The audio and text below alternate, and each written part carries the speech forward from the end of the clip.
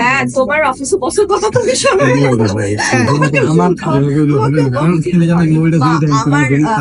আমার আন্ডারে যারা কাজ করে তাদেরকে আমার বকা দিতে হয়, সেটা তো আসলে কাজের একটা part। ঠিক আছে কেমন যায় ভাই? ওখানে তো আসলে আমাকে কেউ শবনম ফারিয়া কনসিডার করে না, সেখানে তো আর সব কলিগরা যেমন আমাকেও সবাই সেভাবেই কনসিডার করে। সো আমি কোনো স্পেশাল ট্রিটমেন্ট পাই না। বাট অনেক সময় এরকম হয় যে আমি হয়তো কোনো ইভেন্টে গেলাম, শাড়িটারি পরে সাজগোজ করে যাচ্ছি, তখন ওরা খুব মজা পায় যে ও আজকে দেখতে শবনম ফারিয়ার মতো লাগছে। মোস্ট অফ দ্য টাইম যেটা থেকে ঘুম থেকে উঠে অনেক টায়ার্ড হয়ে অফিসে, আমরা কেউই আসলে পরিপাটি হয়ে অফিসে যেতে পারি না। তো যেদিন একটু সাজগোজ করে যাই তখন বলে আজকে একটু শবনম ফারিয়ার মতো লাগছে। বাট ওরা কনসিডার করে না আমাকে কখনো আসলে এরকম আলাদা কিছু। একটা সিনেমা এবং এরপর দেখতেছি আবার ব্রেক হয়ে গেল, আসলে আবার আগামীতে কবে সিনেমা আসছে, কবে দেখতে পারবো? আপনারা ডিরেক্টর থেকে বলেন আমাকে কাস্ট করতে, আমার কাছে কোনো ভালো স্ক্রিপ্ট আসেনি দেবীর পরে। আমার কাছে দেবীর পরে যেসব স্ক্রিপ্ট এসছে সেগুলো করলে আপনারাই আমাকে গালি দিতেন, এই কথা বলতেনই না যে আপু একটা ভালো সিনেমা করার পর আর কেন কাজ করেন না। এবং একটা জিনিস কি ভাইয়া, এটা আমি রিয়েলাইজ করেছি যে আমি যদি খারাপ কাজ করি তাহলে আসলে আপনারা কেউ আমাকে বলবেন না যে আমি কেন কাজ করি, তখন বলবেন যে আচ্ছা উনি এরকম কাজ করে সো ওনাকে দরকার।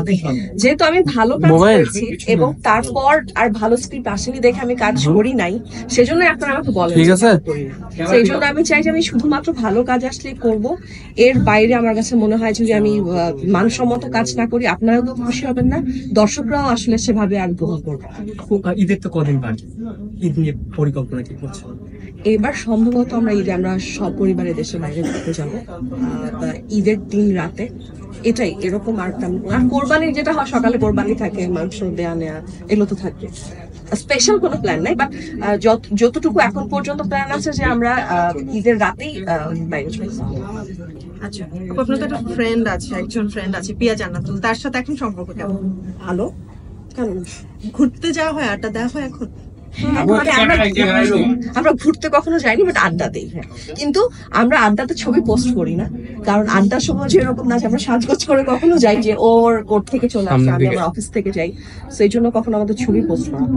ওকে আপু, আপনি আপনার অঙ্গনের একটা অনুপ্রেরণার নাম, কারণ আপনি তো অলরেডি কাজ শুরু করেছেন।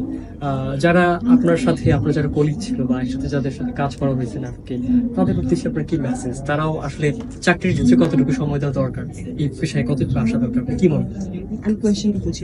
আচ্ছা, এই পেশায় আসার ক্ষেত্রে অভিনয় পেশায় আপনি তাদের হিসেবে কি মেসেজ? আমার কাছে মনে হয় কেউ যদি অভিনয়ের ব্যাপারে অনেক বেশি প্যাশনেট না হয় তার অভিনয় করতে আসা উচিত না। এবং কারো যদি মনে হয় যে সে অনেক ফেম চায় বা অনেক টাকা ইনকাম করতে চায়, সেক্ষেত্রেও ওর অভিনয় আসা উচিত না, কারণ তখন অনেক ডেসপারেট হয়ে যায়, বাউন্ডারিটা তাদের থাকে না। এবং এথিক্যাল কিছু মোরাল এবং এথিক্সের যে ব্যাপারগুলো তো অনেক সময় কম্প্রোমাইজ করে তারা।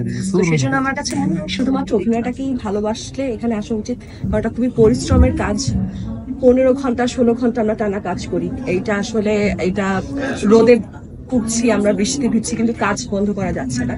তো অনেক বেশি প্যাশনেট না হলে প্রফেশনে আসা উচিত না।